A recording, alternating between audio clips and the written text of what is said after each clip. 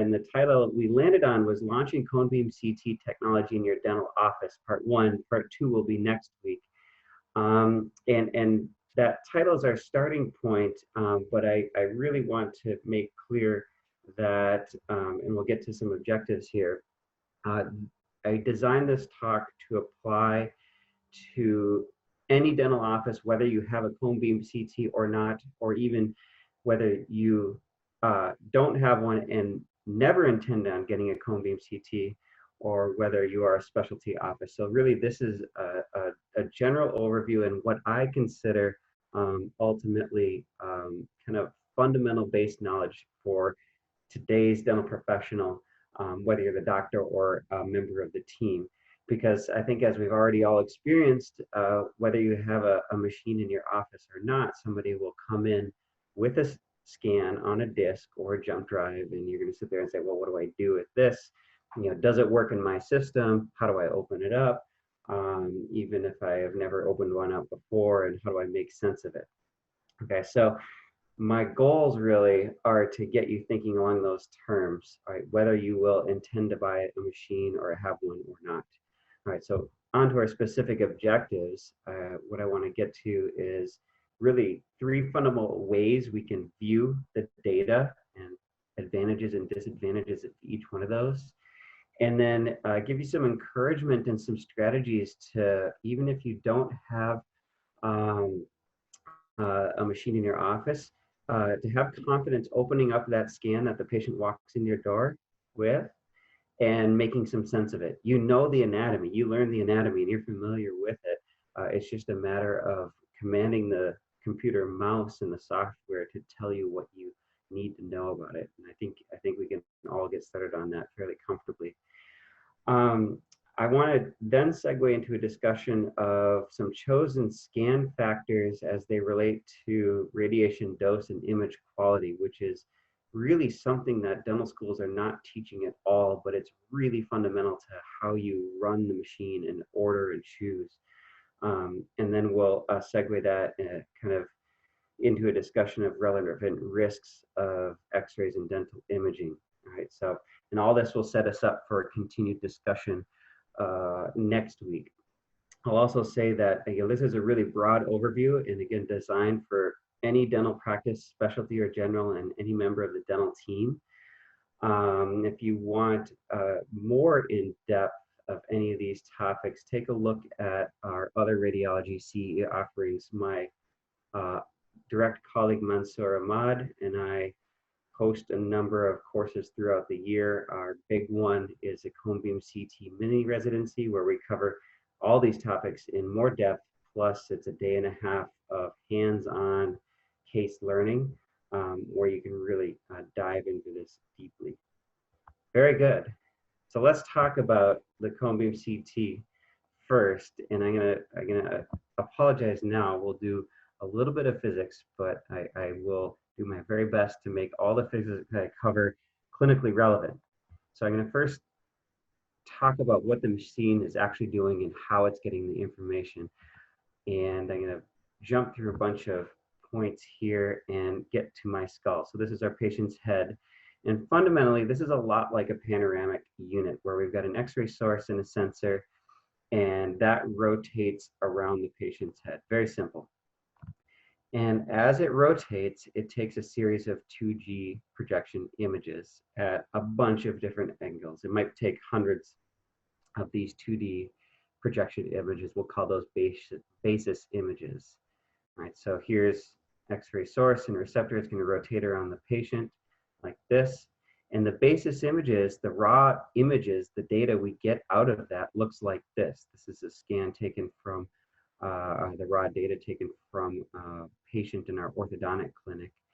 And from these images right here, basically some fancy mathematics and software takes over and computes our 3D information.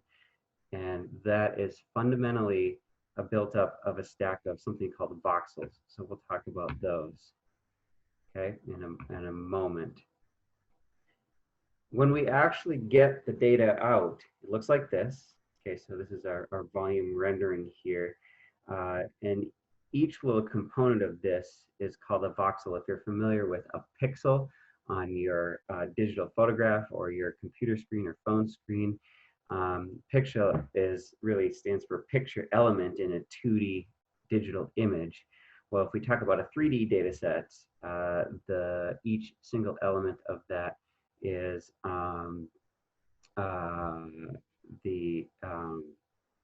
excuse me here, a voxel, a volume element. Okay, so if we fundamentally look at this data set, there are three main ways to view it, right? Slices, volume renderings, and reconstructed radiographs. And I'm going to take each one of these in turn and talk about positives and negatives, or advantages and disadvantages of them. So first, slices. Slices offer the most accurate and most detailed views of the cone beam CT data, okay? But I'm going to point this out here. We'll discuss this coming up. You're taking a 2D slice of the data. It's easy to get lost, okay? And the way to get lost or keep bearings of yourself is to use your crosshairs. These slices, they're dimensionally accurate, right? But you have to keep aware of your slice orientation, and I'll comment on that in a few slides as well. So let's look at some images. If you open up any reasonable cone beam CT software, one that comes with a machine you may own in your office, or one that comes with a patient on a disk or a jump drive, you'll probably see a view called multiplanar reformatted, or MPR, where you get standard anatomic planes of axial, sagittal, and coronal. Okay, so it looks something like this. All right, here we've got an axial view. By convention, most softwares will view that from the toes up. You'll get a sagittal view from the side and then a coronal view from the front. Okay, so this is called MPR, and it's a very standard approach to reviewing a data set. It's what I use as a radiologist to review the data set top to bottom, front to back, side to side in a comprehensive manner. And when I say crosshairs, here are the crosshairs I'm referring to, right? Most, if not all, reasonable cone beam CT softwares will have some sort of lines on them. They're not always going to have colors like these ones, but they will be there. And you can use them to your advantage to keep track of where you are. Now, most of us here, I would hope, can recognize that we're somewhere in the maxilla of this patient. Okay? But if you really want to know exactly where this slice is coming from, you can look in the other views and find this orange line right here in an axial orientation and say, aha, all right, that line right there. And I'm just going to check a quick text here, chat. Cool, good, we're all good. All right, so this line right here tells us the exact location that this slice shows up. Similarly, if I want to know where this coronal slice is coming from, I can look in the other views and find this purple line here that's in a coronal orientation. And this line right here is going to tell me exactly where this coronal slice is coming from. Okay. You can use these dynamically in the software. In my slide here, everything's fixed, but what I can do in the software is pick these up and move them around and scroll it up and down and side to side. And if I want to know, cut right through the teeth, I pick this line up and drop it here and look up in this view and know that I'm going to be cutting down the axes of these teeth. They all cross-reference each other, in other words. And that's what I mean by when lost, use your crosshairs. You can keep yourself from getting totally lost in the anatomy. Another thing too is any reasonable cone beam software, regardless of brand, will give you little clues. R and L for right and left, P and A for anterior and posterior, of course. Use those to your advantage. And like I said earlier, most cone beam softwares and radiology softwares by convention will view the axial view as the patient from the toes up. That's not always the case. There are a couple exceptions out there. In that case, the R's and the L's would switch, which will help you out. Okay. So you're not limited to those three views, axial, sagittal, and coronal. With some simple tools, you can start to create something called custom sections or non-orthogonal slices. They have different names. But here's an example of one where I've got my standard 3 anatomic planes, but I've taken a tool and drawn this yellow line here down the length of the mandible, and it gives me this custom section right here. You can draw these in any which way you want. So if there's something specific you want to look at, for example, the canal space in this particular slice, you can do so, which is very helpful. And again, you're not limited to these. Again, my principle, if you're lost, use the crosshairs. If I want to know where this slice is, it turns out it's the exact middle yellow line in this triplet of 3 lines in this particular software. It exactly references it. And then dynamically in the software, I can pick this line up and move it around, and this slice will update accordingly. Okay, so that's MPR views. Before I move on from this, again, I'll reemphasize that you can take that CD that comes into your office or open up your brand new cone beam CT machine and find this view. It's many times going to be default or one click away, and start to scroll through your patient top to bottom. And that's the best way you can review everything front to back, top to bottom, side to side. And we can discuss a little bit more about that review next week. Another really common way to review the cone beam CT data set is with something called arch sections of your jaws, the maxilla and the mandible. And they'll look like this. And what I'll point out right now is what looks like a panoramic radiograph.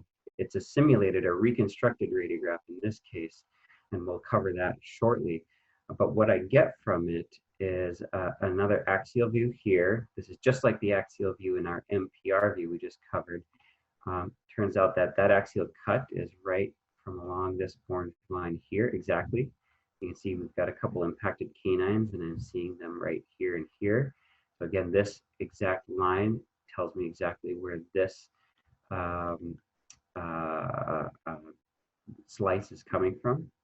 But on top of that, you'll notice I've got 5 green lines right here.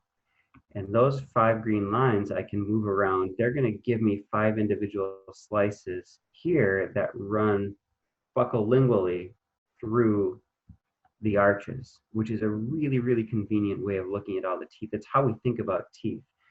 We don't necessarily always think axial, sagittal, coronal as dentists. We think more mesial, distal, buccolingual, which is what these slices are going to give us. And again, my principle, when lost, use the crosshairs. If you just look in any software and start looking for the lines, there's these 5 lines here. They give you exactly these 5 slices right here. This particular green line here is giving us this particular slice with the crosshairs through it. And you'll notice also on top of that, in addition to some R's and L's for rights and lefts, I've got a numbered scale on this software here, which is the same number scale here. And then each one of these images has a number 98, 101, 104, 107, etc.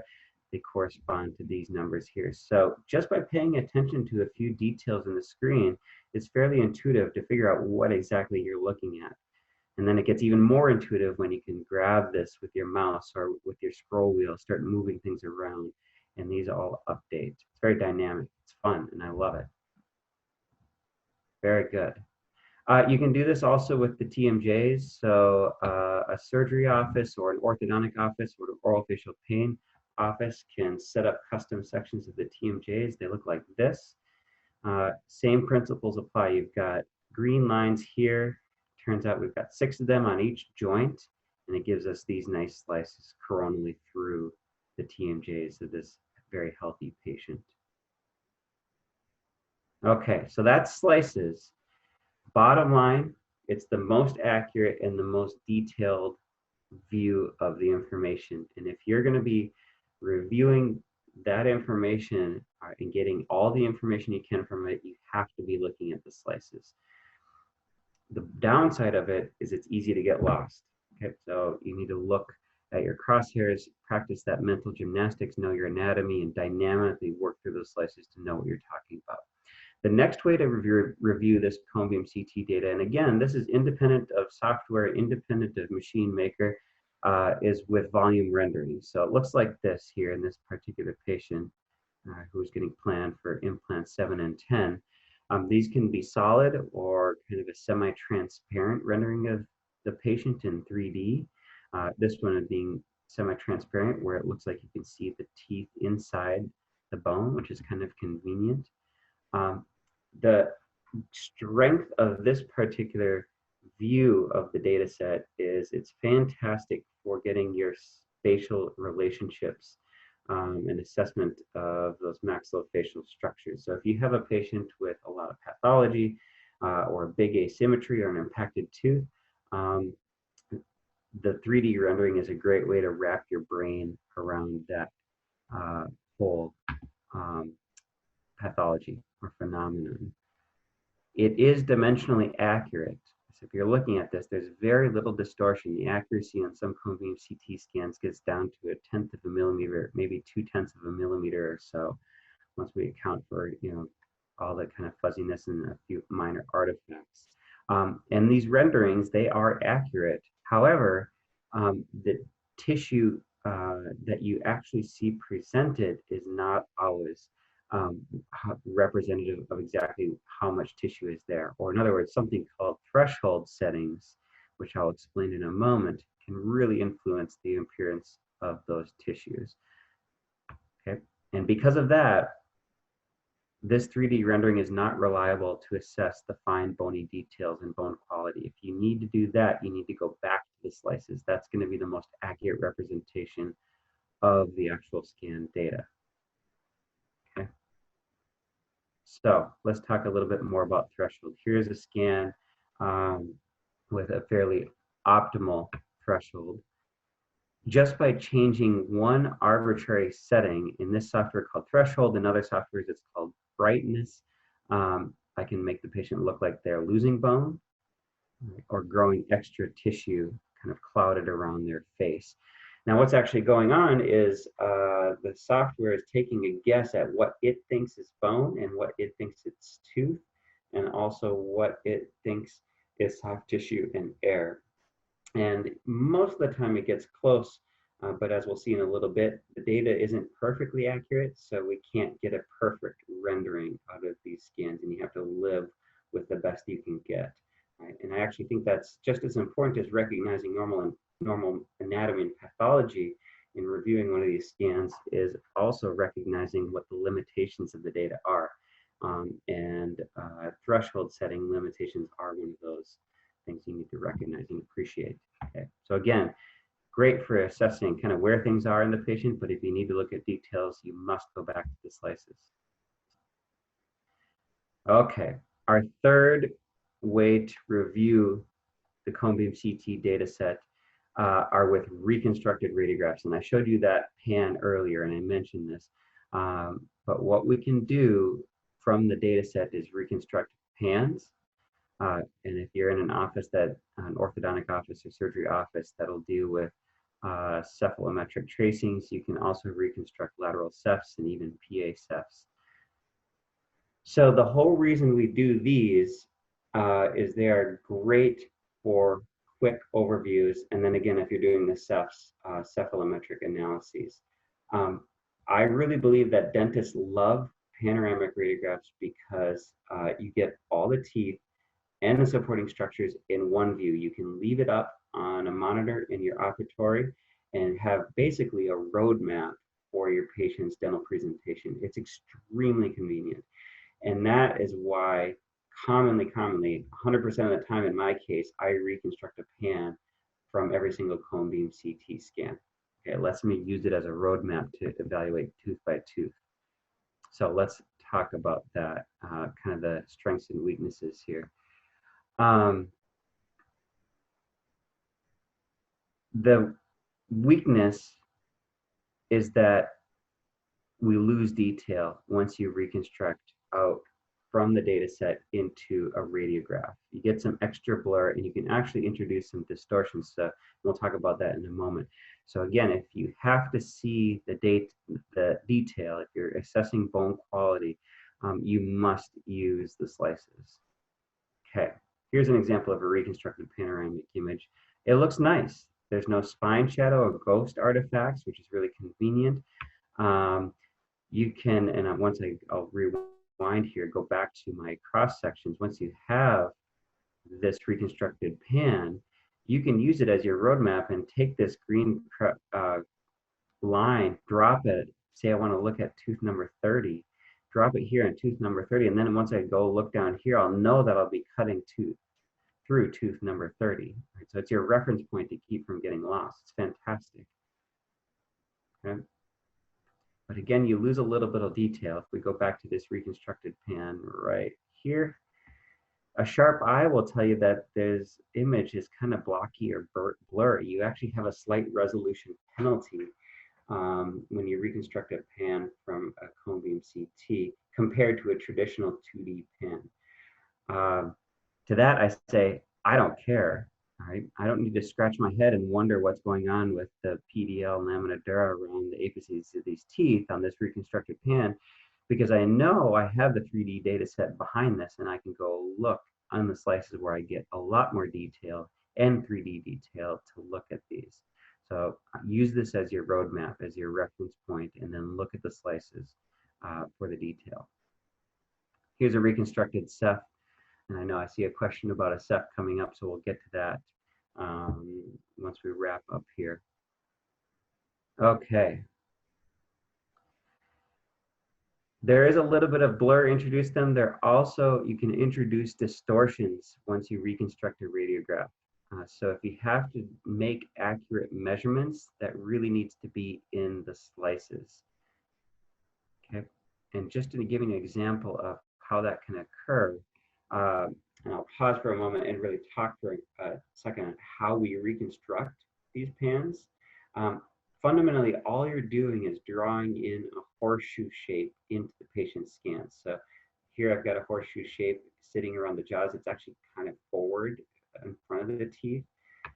This particular image here, I've got the same horseshoe shape sitting behind the teeth. Now, in a perfect world, I'd have it sitting right on top of the teeth where I'm going to get an ideal pan. And all the software is going to do is sum up the tissue that's inside of these lines and create this virtual slab radiograph. Now, just like in middle school geography, when you're learning how to map the globe, by taking a curved structure with dimension and flattening it out onto a 2D image, you fundamentally introduce some distortions.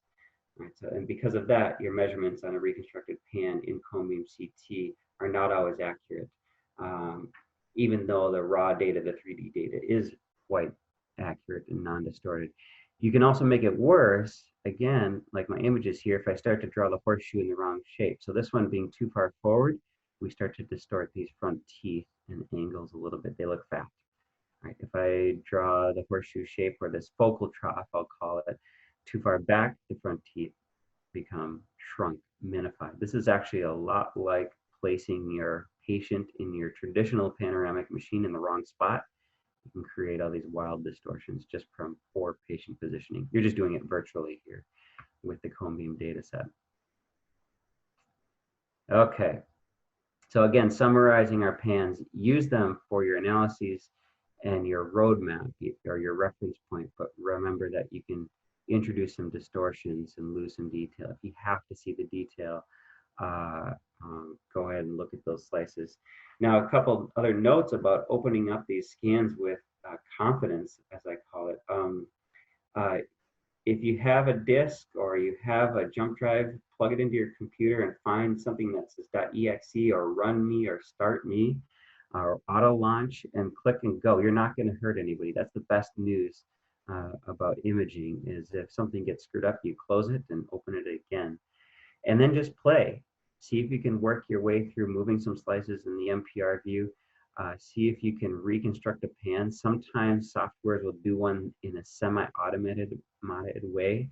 That works some of the time, sometimes most of the time, but I would encourage you to go find the tools, and they're fairly easy to reconstruct and manipulate your own pan. In other words, you can customize these very quickly. It takes about 10 seconds or less once you get adept at them. And so you can start to reconstruct your own pans. And from there, you can review and cut through all the teeth, kind of look tooth by tooth. All right. I'm going to leave those 3 ways to view our data set, check the time here, and talk briefly about artifacts. And first, I'll define like a textbook definition of artifacts is any distortion or corruption of image information that misrepresents reality. And I start with this really boring textbook definition because really I think it's important to understand from an imaging philosophy perspective why we do imaging. And the whole reason we do imaging is to tell us things that we can't see clinically. That's it. The problem is that every single imaging tool we use, whether it's a bite wing or a cone beam CT or a pan or even an MRI, has imperfections. They are never perfect. They never tell us everything accurately and exactly the way it is inside the patient. And any of those deviations are artifacts. And so recognizing those limitations is extremely important in my mind so that you can acknowledge, yes, this is what this image is telling me, but also, yes, this is what this image can't tell me. Okay. So in terms of cone beam CT, there's really two main ones that we need to recognize: patient motion artifact and something called metal streak artifact. So I'll define each one of these and then show you some pictures. Let's talk about patient motion artifact first. What you're going to see is a double contour or excessive streaking at osseous or tooth boundaries, so hard tissue boundaries. If you put a patient in a cone beam CT machine and they move a lot, the scan is going to be a mess. You're going to know it. And most of the time, your staff will see them because they're monitoring that patient during the scan. They will see them move and most likely elect to retake that scan. What I'm talking about here is minor motion. The ways to control that are, of course, patient education, stabilization. So if you have a cone beam CT with a strap or some sort of head stabilization restraints, use those. And the sneaky strategy is using faster scan times. You can adjust those on cone beam CTs. And what I mean by that is if you have a little kid or an elderly patient that can hold still for 10 seconds, but they can't hold still for 30 seconds, select the 10-second scan. We'll see in a little bit, there's an image penalty that you get, or image quality penalty you get by selecting the faster scan time, but if the patient doesn't move, you're going to come out ahead. Okay, pictures. Here's an axial slice, and what I want to point out is off the corners and edges of teeth, there's all these streaks, and it actually looks, if you look closely, that all these teeth are kind of disjunct from each other. This is a very slight patient motion, which I think is important to recognize. Now, if you're taking this scan, I'm going to get ahead in my thinking a little bit, and this will come back in a number of slides. But if you're taking a scan just to look at where a tooth is, orientation-wise, so you have an impacted tooth, and you can find it on this scan with motion artifact, you're done. You do not need to retake the scan. But if you are an endodontics and you need to find a missed canal, or you're suspicious of a root fracture, or you have some piece of pathology that you need all the detail you can get, you are not done and you need to go retake that scan. Okay, here's another example, and this is what I mean by double contouring, where the patient shifts just a little bit during the scan, and you'll see it looks like there's a second bone set up right next to the first. They've shifted, and you can appreciate that double contouring here. You can even catch a hint of it in the patient's spine in this particular scan. So this patient moved a little bit. And again, if you just need to figure out where an impacted tooth is, or the very rough estimates of alveolar height and width for implant planning, you're done. But if you need to see something small like a missed canal or a suspected fracture or pathology, you're not done. Right? Or even if you're doing guided surgery where you need to verify that and get a very nice fit of a guide to that scan later, you're not done. You need to go retake that scan. We'll talk more about how to think about ordering later on. The second main artifact I want to review is something called metal streak artifact. And that is caused by X-ray's inability to fully penetrate metal and other very dense materials. Okay. So I'm going to spare you with the physics. We could talk all night about what's actually happening there. We won't. But what you get at the end is this combination of light and dark streaking artifacts that surround these very dense objects. So let's look at a picture. Well, first I'll tell you, you need to remove what metal we can. We all know that as dentists, we like to put a lot of metal things in people's mouths. Many of them are very difficult to remove. So if you have a removable partial denture or something like that, or an orthodontic appliance that can come out for the scan, take it out. But if it has to stay, we'll deal with it. The good news about streak artifact is it's confined typically to the axial plane of acquisition. So it's really confined, and I'll show you a picture right here. All this smudginess is our metal artifact. This is corrupted data and we can't get rid of it. And this streaking here in the axial view is artifact. It typically gets confined to this horizontal plane. So once you get below it or above it, you're typically good. Now, some cone beam CT makers are advertising and promoting some metal artifact reduction approaches. There's validity to those. What they can do is reduce some of the smudginess here, but what they're really not doing is reconstructing the raw data properly. And also what they can't do is get at what I call some of these near field artifacts right next to the metallic objects. That data is corrupted and lost. And at this time, we can't fully calculate for that loss of information. So we just have to deal with it. All right, let's talk about dose. And I'm going to try and achieve a number of different objectives all at once. So here we go. I want to talk about dose related to some chosen scan factors, and then segue that into a discussion of relevant risk for our patients. So the first argument I'm going to walk you through is that our dose that we impart to the patient with a cone beam CT scan, or any X-ray based imaging for that matter, is based on three chosen scan factors: field of view, how much tissue we're scanning; resolution; and then something called noise, which is largely driven by scan time. If you go from a 5-second all the way up to a 30-second scan, that's what I mean by scan time.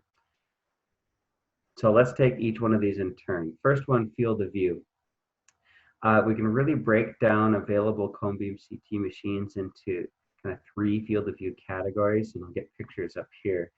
The small ones are around 5 by 5. I'll call those dental. Medium would be just the teeth, or dental alveolar. They're anywhere from 8 to 8, roughly to 10 by 10 centimeters. And then large, or maxillofacial, where you're getting the joints and parts of the skull base, or even the whole entire cranium. By the way, for those of you who are maybe thinking about a cone beam CT, interestingly, this is where I see most offices make mistakes, is getting the wrong field of view unit. If you're in orthodontics or surgery or looking at the joints, you need to be up here in the large here. If you're just doing implants, you probably need a medium. If you're just doing endodontics, you need a small. We'll build on that discussion, or I'll build on it right now, and say that if you're doing endodontics, you pretty much need a machine that will get down to a small field of view, because with that, you can get a higher resolution scan compared to some of these larger ones. Now, I'll come back to my point about dose later too, but I'll tell you right now, this is fairly intuitive. In general, the more tissue we scan, the more dose the patient gets. Right? So not a lot of dose here, more dose as we get to the larger field of view. Our second scan factor that relates to dose is something called resolution. And I mentioned voxels earlier, which we can think of as our 3D pixel. In available cone beam CT units, they range, our voxel side of that cube ranges anywhere from 0.5 millimeter down to less than 1/10 of a millimeter. So pretty darn small, really. Now the trend is, typically the smaller the field of view, the smaller the allowed voxel size. So I've got a picture here of a scanned phantom skull where we've got images from 0.4 down to 0.2. We won't be talking about sharpening much, but I just bring this up because even at 0.4, you can see things like canals fairly nicely. I want to re-emphasize this point right here. The smaller the allowed smaller the field of view, the smaller the allowed voxel size. That's this unit right here. So with this small field of view 5 by 5 unit, a lot of times people will call these endo units, you can reach this sub-10th of a millimeter resolution size, which is really useful for looking for missed canals, fractures. You still won't see them, but we can spend a whole nother course, talking about fracture imaging.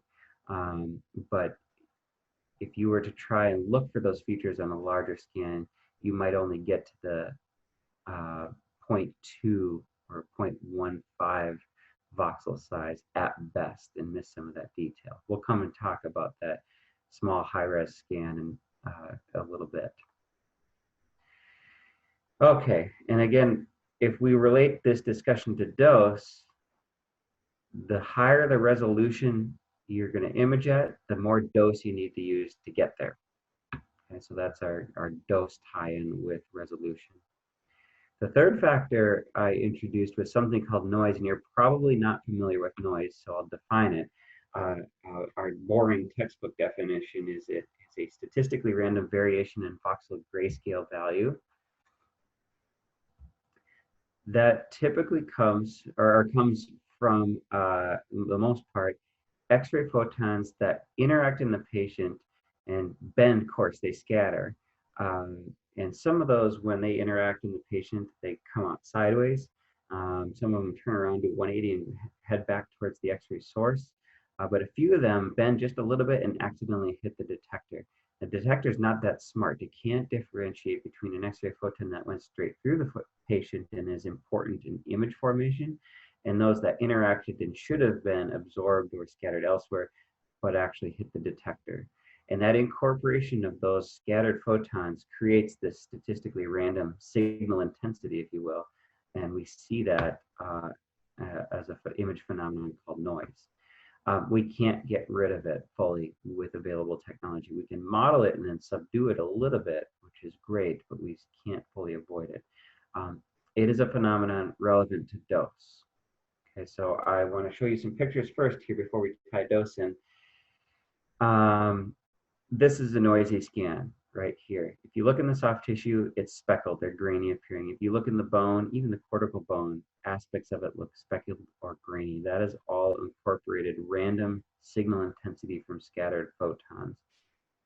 And to show you more images, here are two images of similar anatomy taken on the same machine, same resolution. So both of these are 0.3 millimeter voxel size. This is a high noise scan. It looks pretty crummy and grainy. This is a lower noise scan. And you can start to appreciate some details. Okay, like this cortical plate up front in the lamina dura. That's pretty tricky to see on this scan. Now, you might guess the key difference between these two scans was dose. This was fairly low dose. We ended up with a noisier, I'll say, uglier looking scan. This is a nicer looking scan, but we had to use quite a bit more dose to get there.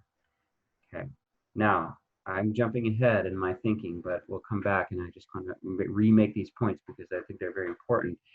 Is if you have a scan like this and you just need to see where a tooth is, say you have an impacted tooth or you're in orthodontics, this scan is perfectly adequate. You've used just as much dose as you need to, nothing more, and you have the information you need. If you are in endodontics and you're looking for small canals or you're planning a guided implant surgery, you may need to elect for a lower noise scan, a higher dose scan to get that accurate image detail. Very good. So a few more comments about noise. Really, noise is one of the reasons why cone beam CT is unable to differentiate different soft tissue types and soft tissue versus fluid. I haven't made this point yet, but I'll point out right now that compared to, for example, medical CT or MRI, where you can differentiate muscle versus fat, versus even in the brain, gray matter versus white matter. We can't do that on cone beam CT. And noise is the primary reason there, washes out all those soft tissue differences. It's even worse than I'm describing because we really can't tell the difference between soft tissue and fluid on most cone beam CT scans. So if you're thinking clinically that you need to figure that out, you need to be ordering something other than a cone beam CT. What cone beam CT does do very well is give us fairly high resolution imaging of hard tissue. So that's bone and teeth, something we're very interested in dentistry. So it's convenient for us. Also, because of noise and a few other factors we won't cover, it means that our grayscale values and even of bone vary somewhat throughout the scan and are unreliable for anything more than an estimate. That means, one, our renderings look crummy. That's why our threshold settings aren't always perfect, like we described a number of slides ago. It also means that if you see in a software a number reported called Hounsfield units or even approximated Hounsfield units, Hounsfield units are a specific number tied to multi-detector, or what we'll call medical CT, that are accurate in that imaging system. In cone beam CT, they're not quite accurate. They're a ballpark figure. So much so that I really feel that with your eyes, you can tell just as accurately what kind of bone you're looking at, as opposed to any other numbers. And I mentioned this already, okay? Because of noise, our 3D renderings sometimes look unreliable. It makes it look like there's bone there when it's not, even if you feel like you have the threshold setting as good as you can get it. And again, I've covered this. That cone beam CT really does a nice job of high resolution, dimensionally accurate imaging of our higher tissues. It also does a really pretty nice job of our soft tissue to air interfaces. So that's skin to air and our airway passages to air. Here's our poor rendering right here. It looks good in the anterior jaws, but once we get back here, the bone looks eaten away. That's not actually the case. If we look at the slices, it would be there, but really because of noise, we're losing that signal. All right, let's start tying this together. Noise is probably the most significant factor influencing our perceived scan quality, followed second by resolution or voxel size. And so what that means is if we have a very noisy looking scan or noisy scan, it looks bad, right? We'll call it a bad looking scan. But I've hopefully alluded to, I don't care if a scan looks bad or not, and we really shouldn't as dentists. You have to think about your diagnostic goal or your diagnostic purpose for what a scan should look like, because we have this dose component tied in. Or in other words, desired scan quality really has to be dictated by your diagnostic goal, not the desire for a nice looking image. That's very important. We can control the level of noise in many machines, mostly by scan time. Okay, selecting how long we let that machine run.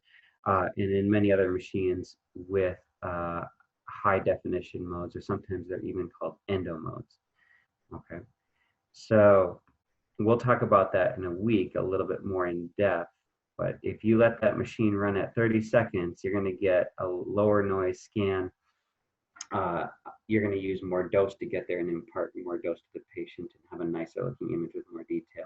If you have a very quick 5-second scan, you're going to have a lot of noise, but you're going to get away with a lot less dose. Very good. So let's talk about really what dose means. It's ultimately a measure of the ionizing radiation imparted to our patient. And the single relevant concern we have in dentistry is risk of additional cancers later in life. If you read about radiation biology, you'll read about hair loss and skin redness and cataracts, a number of other really interesting biological effects. None of those occur in dentistry because they happen with a different biological mechanism that requires a threshold dose to be met, and we don't even come close to reaching those thresholds in dentistry. What we do have a risk of is cancer later in life. And again, it's related to our scan field of view, resolution, and noise. We already covered this, so of course, if you're scanning more tissue, you have more dose for the patient. But for the remaining factors, you really get to pick two here. So if you want a low noise scan, you either have to pick a low resolution or a high dose. That's how this kind of diagram works right here, pick two. I think about it a little more clinically, where if I'm plugging in the numbers for my machine and I have a young orthodontic patient that is a little more radiosensitive, which we'll discuss in a moment. And all I need to do is figure out where the teeth are, or where an impacted tooth is, or where the jaw structures are. I should be putting up with a noisier scan, with a quick scan time, and pushing a lower dose to that patient. I get the image quality and information I need from that low dose scan.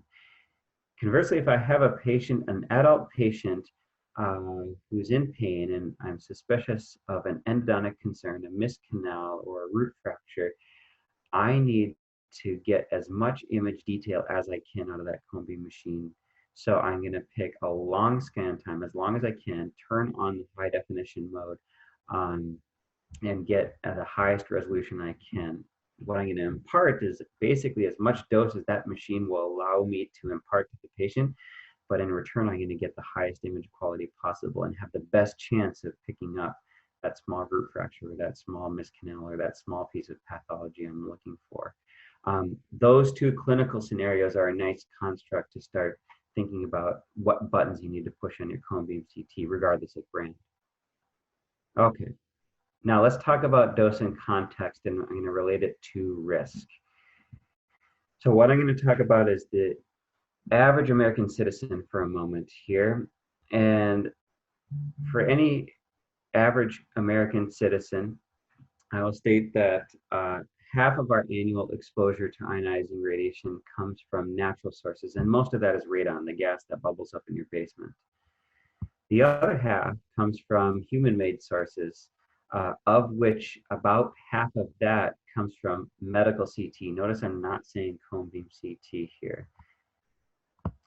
And if we look at dentistry as a whole, all X-ray use in dentistry contributes at most 1% or 2% to that annual exposure.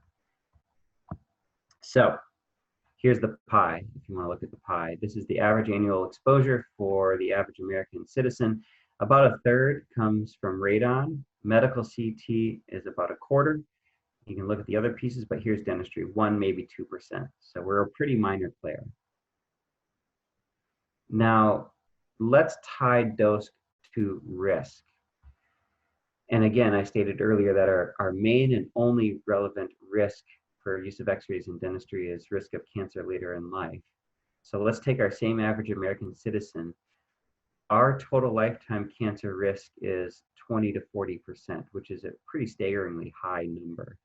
And if we select from that and look at what number of cancers come from ionizing radiation, it contributes less than 1% to that 20 to 40% estimate. So in other words, if I took away all sources of ionizing radiation, natural and human-made, I'd go from a 20 to 40% cancer risk estimate to 19.9 to 39, or sorry, 19 to 39. So it's not a huge change.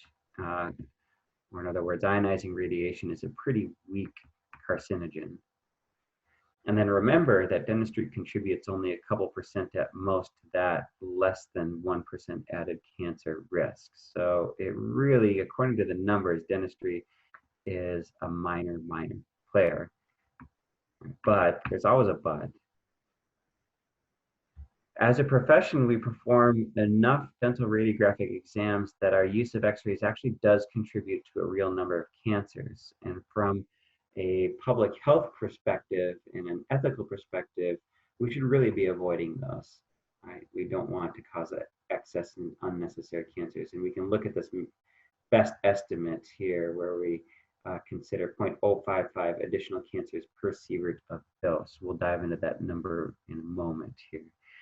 And I'll point out also, I alluded to this in a couple of slides ago, our pediatric patients are anywhere from 3 to 10 times more sensitive to ionizing radiation than adults. So our pediatric patients need a little extra care. Okay, so let's look at the numbers. If anybody really wants to nerd out on this and read some of it, I will tell you that you need to be looking for numbers reported in units of sieverts, or commonly microsieverts, which is a measure of effective dose. Be careful because there's some other really similar sounding terms like equivalent dose and exposure.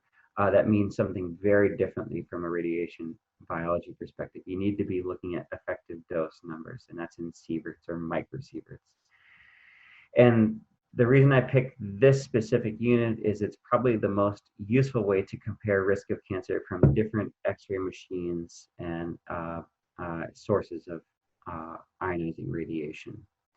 So let's look at a table here, and I'll point out the column on the left side here and here, which is some common dental radiographic exams.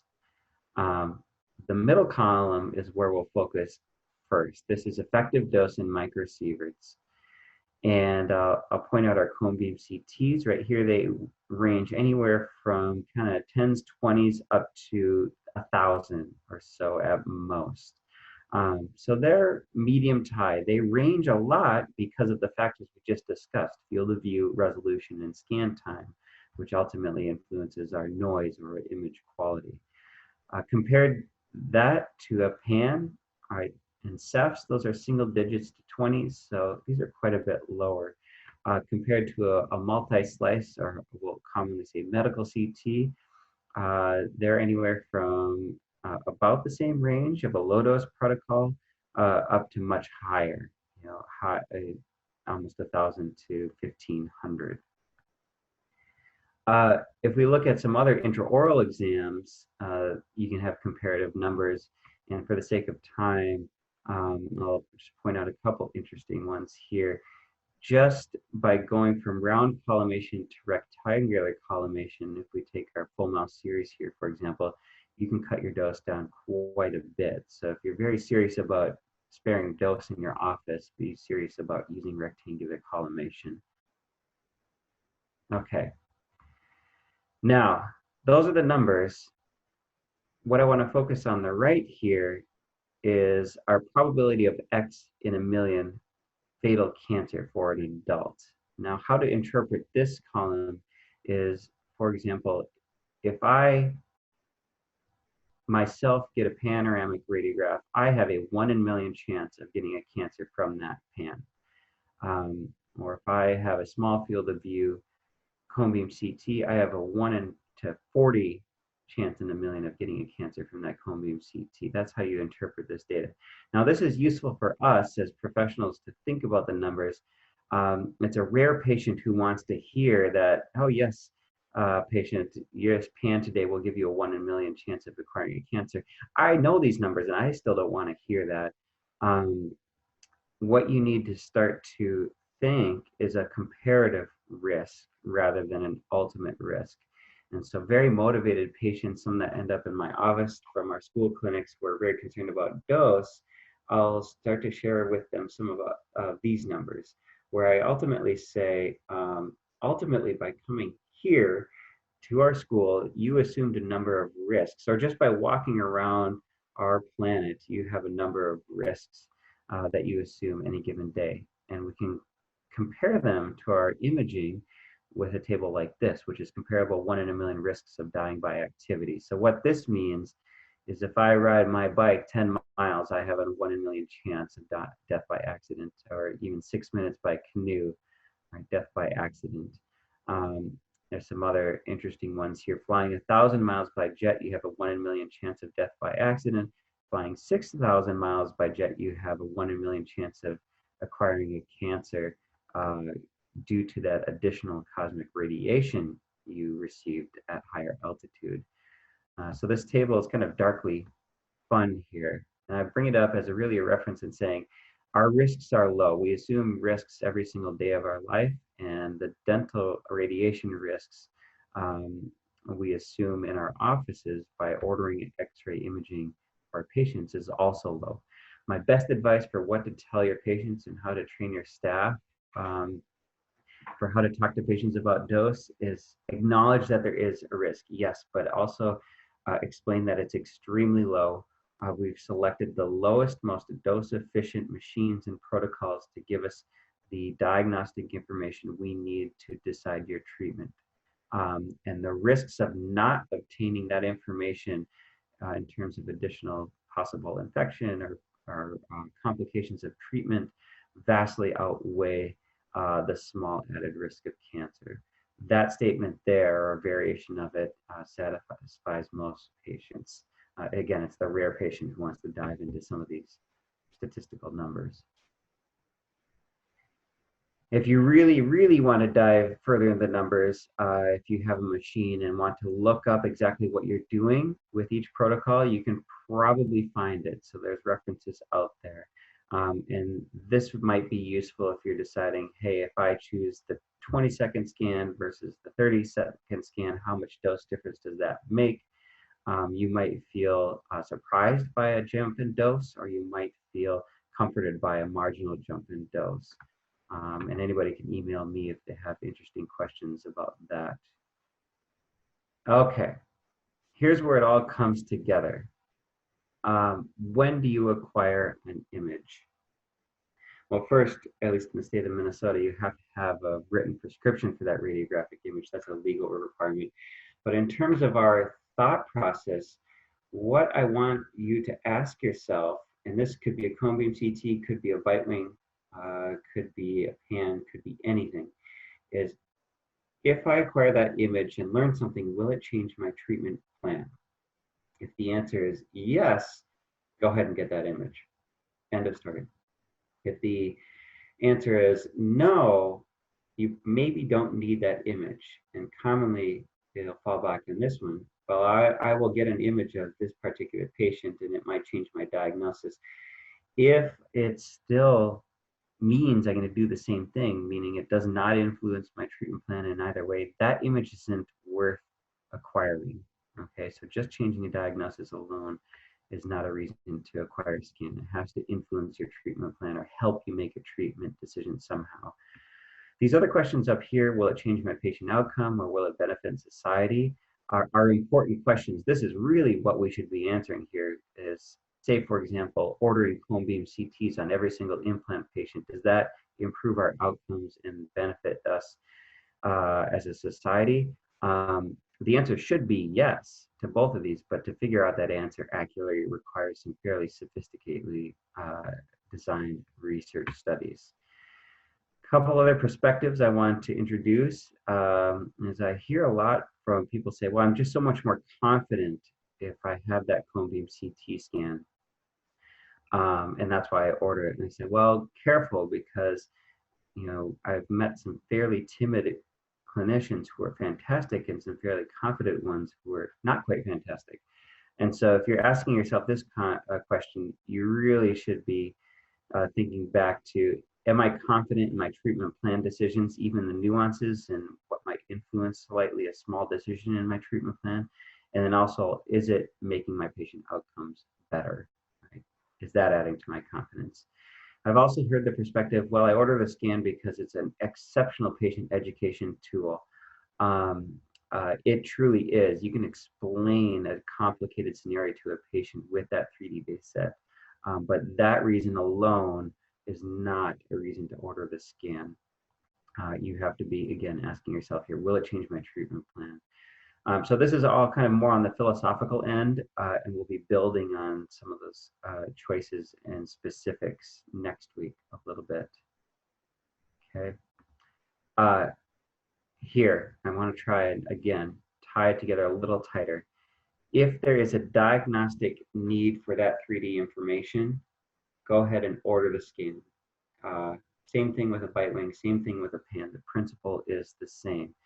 All right, again, is it going to influence your treatment plan? If the answer is yes, go ahead and order that scan. If it's not, don't order it. It's as simple as that. You do have to prescribe radiographic exams with care, again, because there is, even though it's low, there is a risk, a cancer risk associated with use of x-rays. So adjust your scan field of view resolution and scan time to meet those diagnostic needs. Now we'll build on this next week as well into some more specific numbers. But again, keep in mind my young ortho patient where all you need to see is where the teeth are. You can put up with the noise and use a lower dose scan for that more radiosensitive patient. Compare that to the adult patient in pain who you are suspicious of an endodontic problem where you need as much detail as you can to find a suspected missed canal or fracture. That patient, you are justified in getting as high image quality as you can using as much dose as the machine will let you to do it. Okay. What I'm ultimately saying is your scan quality has to be dictated by your diagnostic goal, not the desire for a nice looking image. And again, remember our pediatric patients need extra care. They're anywhere from 3 to 10 times more sensitive. All right. I'm looking at the time and I'm at 8:01 exactly. I'm just going to briefly introduce the objectives for next week.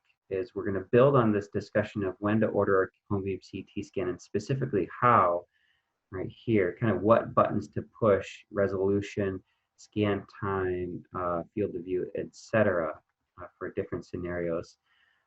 We'll dive into the basic strategies and responsibilities of image interpretation.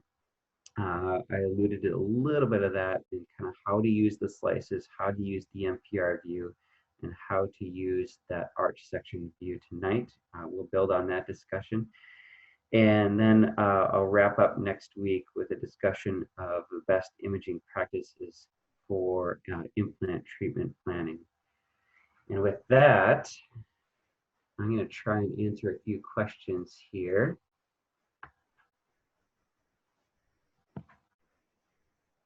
So Dr. Schiffman, who I know, asks me, what imaging, if any, is needed to evaluate a symptomatic TMD patient at the initial consultation before any treatment has been implemented, including home-based self-care? Oh boy, Dr. Schiffman, it's great to hear from you. To that, I would say if you as the clinician feel that you're suspicious of anything going on clinically that could change your initial treatment plan, you should be looking at imaging. So that might be a disc issue. The most obvious one I can think of as a radiologist, and again, I will say that I am not a TMD and orofacial pain specialist. I work with them closely, but I try and support them from an imaging perspective only, is if you are suspicious of a rare joint neoplasm or significant loss of vertical height due to advanced degeneration, that can be a strong indication for imaging. From the technical perspective, you can lean on, if you need to see hard tissue things, go with cone beam CT. It's just as good as medical CT. If you need to see soft tissue and specifically the disc, you have to be looking at MRI. So Dr. Schiffman, you and I can discuss that more at length at another time if you'd like. Next question I'll answer is, can we do lateral cephs if I have a cone beam? The answer is yes, absolutely. It depends on the capabilities of your software. So you really need a software with that functionality built in. It also depends on the field of view that you order. So typically with the lateral ceph, you're getting a large field of view. There's software packages where you can do some really fun, interesting things where you can mimic or simulate the divergent beams in a traditional ceph, where one side of the face is slightly more magnified than the other. You can also eliminate that and basically create a perfectly ideal beam that eliminates that magnification. Either of those, it's fairly well documented that they are equivalent from a tracing perspective to a traditional ceph if you've created them properly. So they're just as good. You just have to have the software to do it. On that note, if you have the scan data, you can many times, and a software that won't do it, you can move it to that data to another software which will do it. I have no affiliations with any or financial relationships with any software companies, but I'll share that our orthodontic clinic at the university uses Dolphin imaging, and they reconstruct their lateral cephs with that. Okay, next question. Does the coronal mean that I'm looking directly at the patient? Yes, so by convention, coronal is you are looking at the patient as if you're staring them in the face. And you're just taking a selected slice in that patient orientation, more towards the anterior or more towards the posterior. And if you're looking at a cone beam CT scan or even a MRI or medical CT scan, you can look for the R and left or right and left tags to keep yourself oriented in that manner. Next question. Is there a cone beam CT that can render all the different fields of view? For example, if the machine can do a large field of view, can it do a small and vice versa? Or do you need to buy different machines or accessories? And this is coming from an office which has endosurgery, ortho, and general at our office. I'm aware of a couple that will go all the way from a small kind of 5 centimeter cylinder all the way up to a large field of view. The majority of units typically don't. There's some small specific ones out there, and then some combo, a small and a medium, and then large. So there's kind of a division right in the middle. So my best recommendation is if you're looking for a unit that will do a number of different fields of views, get online and try and find some, but also speak to other practitioners in kind of your region and see what they have and what they like. Start talking with reps, because while field of view is a common starting point and where I say you need to start with deciding on a unit, technical support, software integration, image quality, and on top of software integration, workflow integration with the rest of your imaging software. If you're doing implants, any sort of implant software are really, really important. So you have to look at all of those in aggregate. It's a process to find the right one. And so consider all, don't consider a unit out, or don't consider 2 units if you're thinking you really need 1 unit to do it all. I don't know if I said that right. Don't be afraid of buying 2 units. Right? If you find that the one jack of all trade units for other reasons doesn't meet your needs. Is there any online? I think that's referring to recording of this. We're going to try and have it recorded, but we're also trying to get these webinars up off the ground. So I'll defer back to Joe on that one. And I think she and I are going to work together to hopefully have some of this recorded for you in the next coming months. Next question, can we control the voxel size, or most of machines control it? If yes, what is the best for implant placement? Okay. Yes, you can control the voxel size. Different software or cone beams, like integration softwares. Oop, I'm losing my question. Here we go.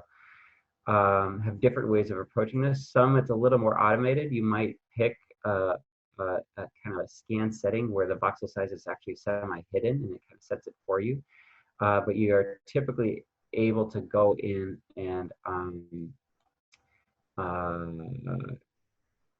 change it manually.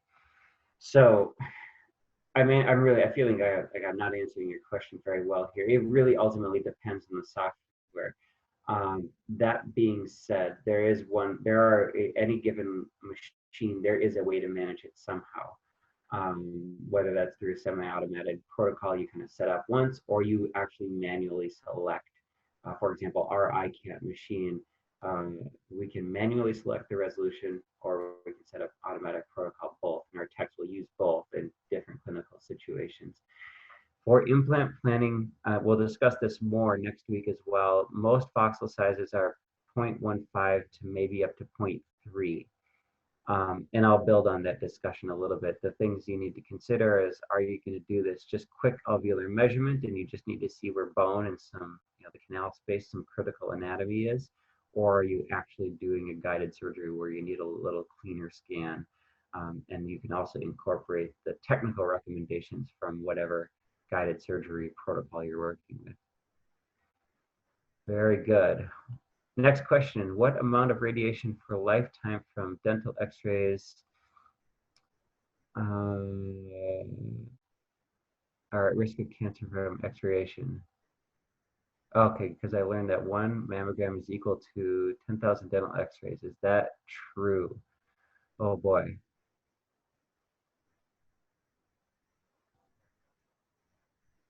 I'd have to look at the specific mammogram unit and the exact numbers there to answer your specific question. In terms of the first part, see if I can interpret your question correctly.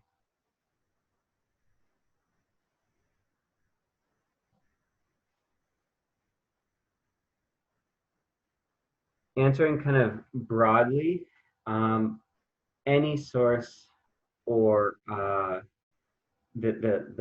most conservative and in my opinion, based on quite a bit of evidence, the most prudent assumption is that any source of X-ray radiation has a risk tied to it. So if you just had one single periapical radiograph, there is a cancer risk tied to that, and it doesn't go away. It stays with you for the rest of your life for the most part. Now we could dive into a couple day-long course about the timing of that, and in reality, it's a few decades.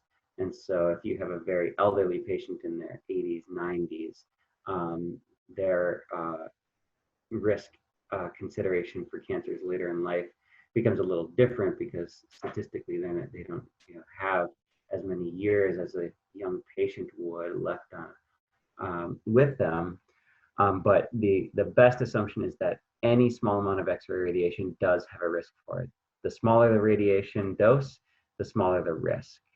And again, to kind of look at your second part of your question here, whether a mammogram equals 10,000 dental X-rays really probably depends on the specific mammogram technology and the specific dental X-ray technology, both of which have changed quite a bit in the last 5 to 10 years. And in both directions, doses have gone down. So I really can't answer that exactly without looking at the specific numbers. Can we see the pie chart again for dose? Yeah, I'll go back for that. Here we go.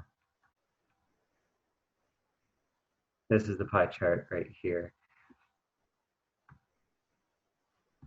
So again, the key point here is, and again, this is for the average American citizen. So if you have, that's the average number of CTs per person. Now, if I had 0 CTs, this part of the pie for me is gone. I want you to understand that about this graph.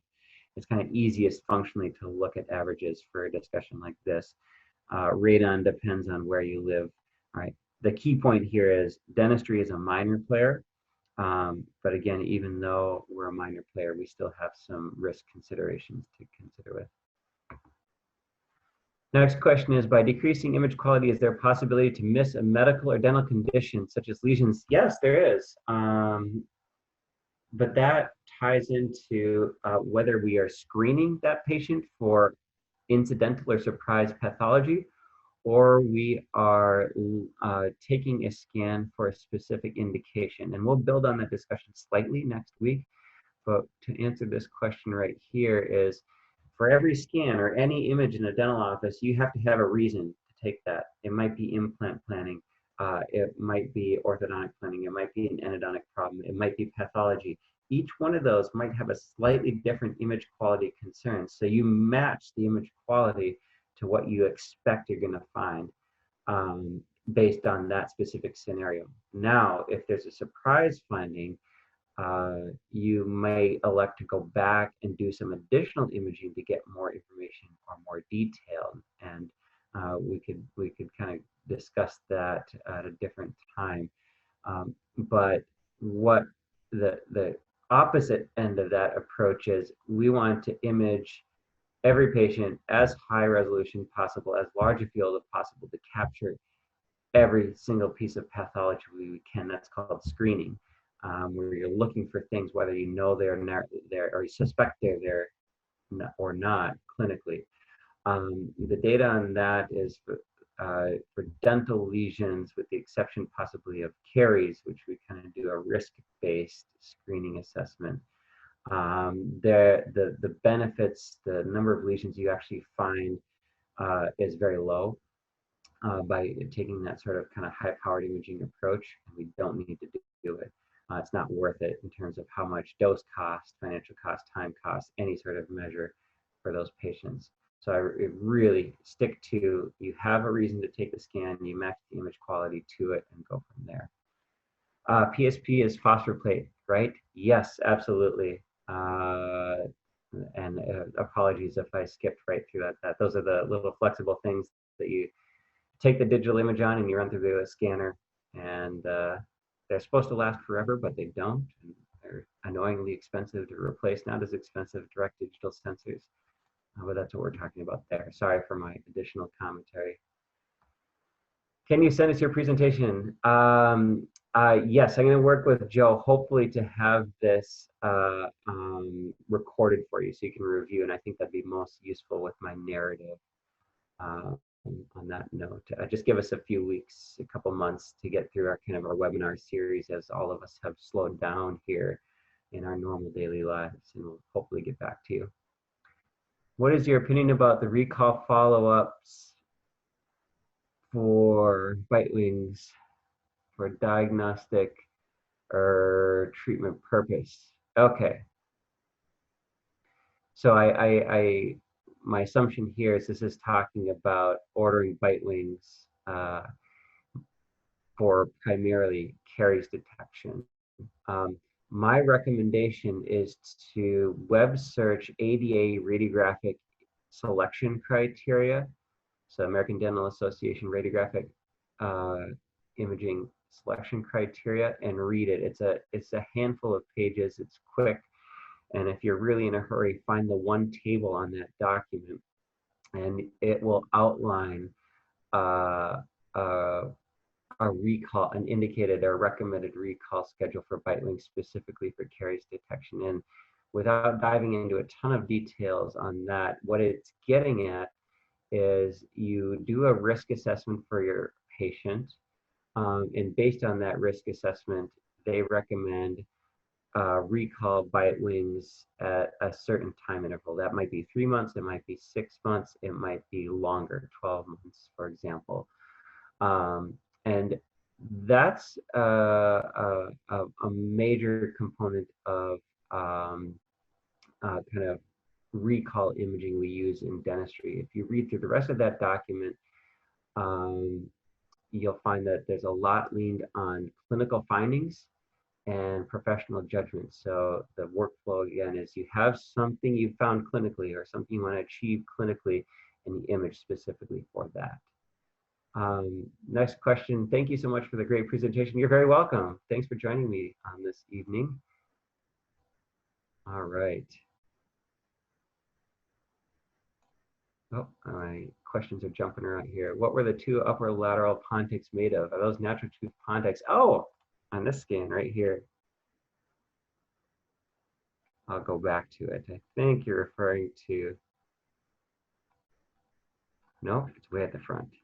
This scan right here, I'm assuming, missing 7 and 10. This was a scan taken with a radiographic guide. So the patient was wearing essentially a flipper or interim partial with 2 radiopaque pontic or stent teeth. And the whole intent, do I have that slide? I don't think I have slices for it, but what you can do then if you're doing an implant planning, which this patient was set up for, is reconstruct the slices or the pan and cut right through these edentulous 7 and 10 sites and see on the imaging exactly where you wanted that tooth. So this is basically a virtual wax up, and then you can relate surgically where you want to put that implant to the desired prosthetic goal, which is where the tooth needs to go. What software are you using in this presentation? Most of the radiographic images were from a software called Anatomage, which is also it's by a company In Vivo. Sorry, the company is Anatomage and the software is called In Vivo Dental. If you have an iCat unit that you've bought in recent years, it's going to come with TX Studio or Treatment Studio, based on how you pronounce it. And it's going to look just like this. And really what iCat did, or Imaging Sciences did, is contract with Anatomage to use their software guts with the iCat name on it, basically. Like I said, I have no financial relationships with any software company. Anatomage is what I use for a lot of presentations and some interpretations, but on any given day, there's about half a dozen or more different softwares I use for different indications. Any recommendations on a cone beam CT machine or a software that you would use in general dental practice that focuses on cone beam CT being used for implants?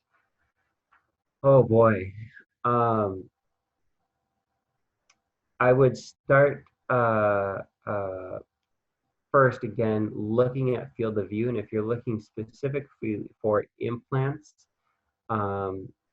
get probably a medium field of view unit. So something that'll do both arches. And that's anywhere from like an 8 by 8 centimeter or 10 by 10 centimeter. If you happen to do bigger implant surgeries, maybe get a larger field of view.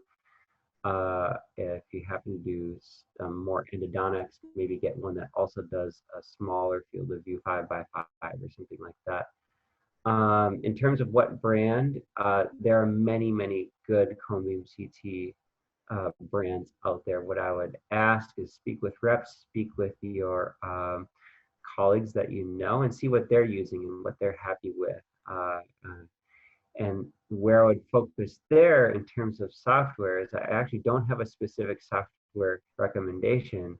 What I would recommend is decide, do you want to do just simple planning, and can I get by with a basic viewer that lets me reconstruct a pan and make some basic measurements? Or do I need to do more guided surgery planning? And if that, for example, I'll use Sirona as an example. They many times kind of have this integrated approach where you have the Sirona unit, the Sirona software. You can plan within their software and link it to some of their milling machines and have everything kind of integrated. There are some other software options. One of them is Blue Sky Bio, which is more kind of open source. I believe it's a free software to download. And from there, you can plan implants very nicely. And then you end up paying a fee to have a guide fabricated. And so your software choice really depends on what you need to do with the software. If you're in orthodontics, you need to do something that has more of the orthodontic tools. The software that I used for this presentation, Anatomage, is fairly expensive. It's several $1,000s at least for the full software package, but lets you do a number of fancy features, implant planning. You can use that to have guides fabricated for you, airway analysis, etc. So really, you get in the weeds very quickly based on what you need to do in your practice, and look at all the. Don't be afraid to look at all those details. Is there any use in measuring airway space in sleep apnea if the image is taken either in prone or supine position? Thanks for asking this question. So what on a cone beam CT and with a software that will do an airway measurement, you can actually get a nice airway volume or cross-sectional areas. In other words, the machine does a great job of providing that information. In terms of, is there value in taken either in the prone or supine position? It gets a little trickier. And so what, I'll back up and say what we're trying to figure out is, do we have a patient who has, is at risk for sleep apnea and sleep breathing disorders? And can you see that on a cone beam CT? Well, the soft tissues in an apneic patient may look very different whether they're standing up or sitting up and awake versus lying down. They may look different if they're lying down and awake versus asleep, and they may look different if they are asleep and non-apneic or asleep and apneic. So there's a lot of variability, and even going back to the awake patient, just the position of their tongue, more anterior or posterior in the scan, can really throw off your volume and airway measurement.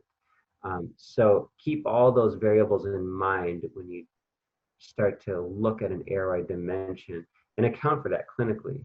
Now, it's not to say it's not a useful tool, you just have to use it properly and understand its limitations. Personally, I will look and I have a kind of a threshold where if an airway appears significantly constricted, specifically in the lateral dimensions, I will note that as a possible risk factor for sleep apnea. It is not a diagnosis of them having sleep apnea.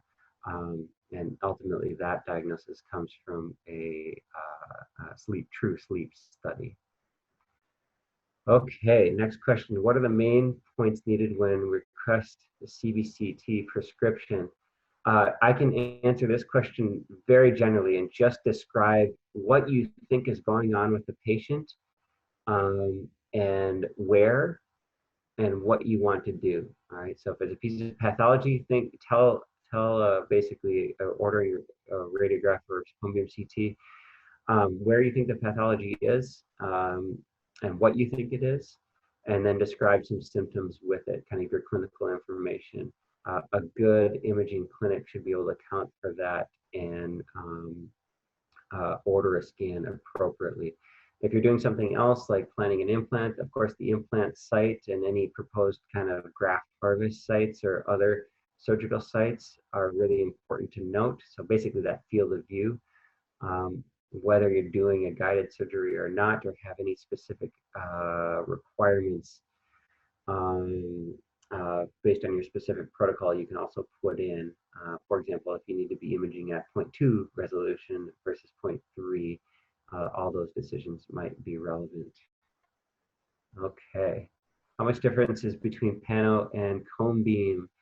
And I'm assuming that's dose. Pans in general, a traditional pan is lower than a cone beam CT, but not always significantly lower. And I can go back to the dose table right here. From an interpretation perspective, it's quite a bit different. There's a lot more data to review and wade through in the cone beam CT than the pan. All right, but again, pans 9 to 24 for dose versus cone beam CT. You're just getting to the low end of that here, 16 on to quite a bit more. All right, I've just got a couple. Let's see here. We'll see if we can get a few more questions. Into that.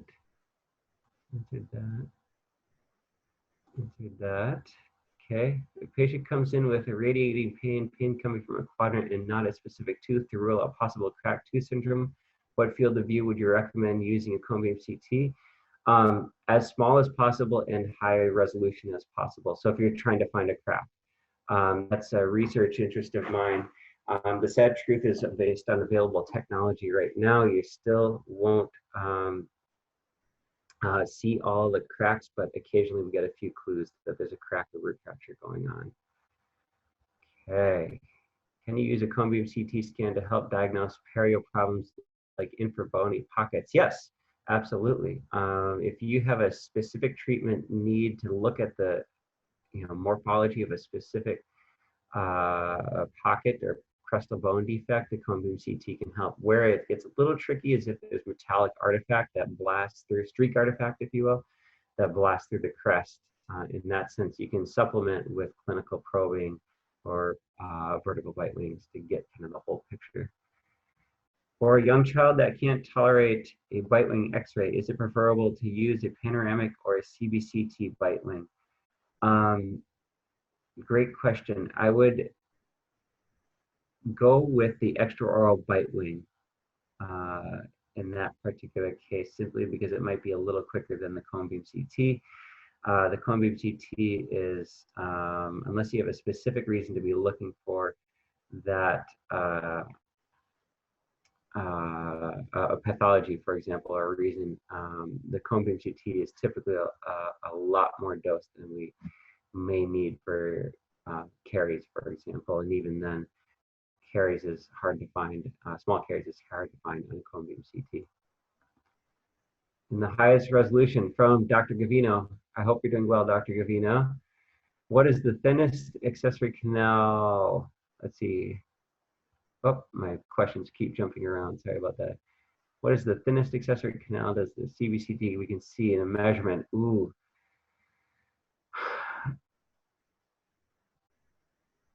I'd have to look up, and I don't have the available numbers right now. I do know there are accessory canals that are much thinner than a cone beam CT can see, to answer your question in a qualitative way. In terms of a measurement, you're not going to get, in theory, better than the nominal or best resolution of the cone beam CT. So that might be 0.07 millimeters as a minimum. We really can't, in theory, get any better than that. Is it appropriate to take CT images at a comprehensive exam on new patients? Probably not at this point in time from a dose and diagnostic perspective. And again, if you review that ADA, radiographic image selection criteria, it doesn't discuss cone beam CT at length all that much, but it'll discuss in new patient imaging, and their recommendation at this time is if it's a simple patient, a pan and bite wings, and selected periapicals based on teeth that might have, like, tooth at the crown, you might order a periapical just to evaluate the periapical bone. That'd be for a simple patient. For a patient with complex dental presentation, or you're just seeing a lot of clinical disease, a full mouth series, that's the route the ADA takes right now. For the most part, cone beam CT at this time is thought to be too much dose with not enough diagnostic yield. 20 years or even 10 years from now, we might look back at and be imaging in 3D as doses go down. But the recommendation from the ADA is what it is right now. You're welcome for the pie chart. All right. Oh, great. We have a mammogram dose is approximately 0.4 millisieverts. All right. And again, the units we were looking at were microsieverts. So those who are interested in that can do the math. Okay. Would it be possible to pull bite wing off recreated panorex for a patient with strong defects that good quality bite wings have not been able to obtain? Okay, not from a cone beam CT. The resolution isn't there. But what might be acceptable would be extraoral bite wings if you have a unit that manages those or acquires those. The available data on extraoral bite wings for caries, again, you don't have to put anything in the patient's mouth. It kind of feels and acts like a pan, is they're pretty darn good at picking up caries. What you have to be careful for is a superimposition from the ramus and the mandible from the other side, creating kind of a radiolucent line that, if it's in the right spot, it can look like caries. So it creates what we call a false positive. So once you learn to recognize those artifacts, you're probably good. And I do believe that if you have a patient that just cannot tolerate intraoral radiographs, the extraoral bite wings are your next step. Cone beam CT is too much. And again, the resolution there for small kind of incipient caries detection isn't quite good enough. Is it reasonable to use cone beam CT as a screening tool without evidence of disease? In other words, in search of occult disease? I think we covered this prior.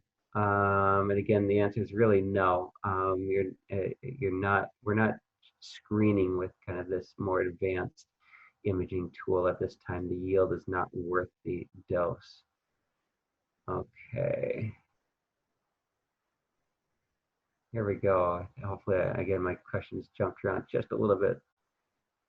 So in relation to dose, I'm a hygienist and we do full mouth series and pano for all adult new patients every 3 to 5 years, depending on the caries pathology rate. Would you say this is standard?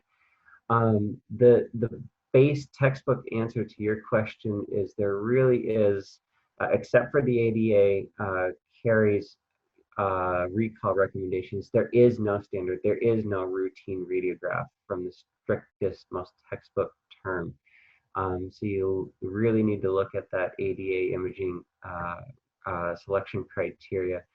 And once you get your baseline For the most part, that document outlines clinical imaging or clinical finding based imaging only. So if you have something new that shows up clinically for your existing patient, you take the specific images they need. That might be a pan, that might be another full mouse series, that might be just a single periapical. So it really depends on clinical judgment. Great lecture. Okay, thank you. Yeah, great to hear from you. Thanks for coming. Okay, let's see. Do you have any idea what percentage of general dentist DDS practices have cone beam CT units? I don't right now. I've tried to get that information and don't have it at hand right now. It's a moving target. What I can say is that cone beam CT is here to stay for a while. It's just become too integral to many different practices and specialty areas of dentistry to go away. So that's why I really advocate for, even if you don't have one in your office, be comfortable opening one up and working through it. And we can build on that discussion next week. Is the CT required for a particular special case, or can it be taken for every dental procedure? Again, on this one, I think it really depends on the specific scenario. We're not yet to the point, and it's overkill from a dose perspective, to be acquiring a cone beam CT on every single patient out there. All right, when a patient brings in a CT scan from another office, are we able to duplicate that CT scan for our records? Absolutely. And my blunt recommendation would be to just copy the files onto a secured space in whatever kind of network or computer system you have. For the most part, if you can find the DICOM files, or basically something that has one folder with several hundred files or one big file, that's the data itself. And hopefully you have a separate software that might be able to open up and view that. If the patient brings in a CT scan from another office and everything's on that disk, for the most part, there's a couple exceptions, but for the most part, you can copy all of those files into a separate folder and be able to open it up later. There's some nuance around that. So again, if you're going to try and do that, experiment. Don't be afraid to copy and see if you can move things. As always, it's patient information, so it has to be handled securely. All right.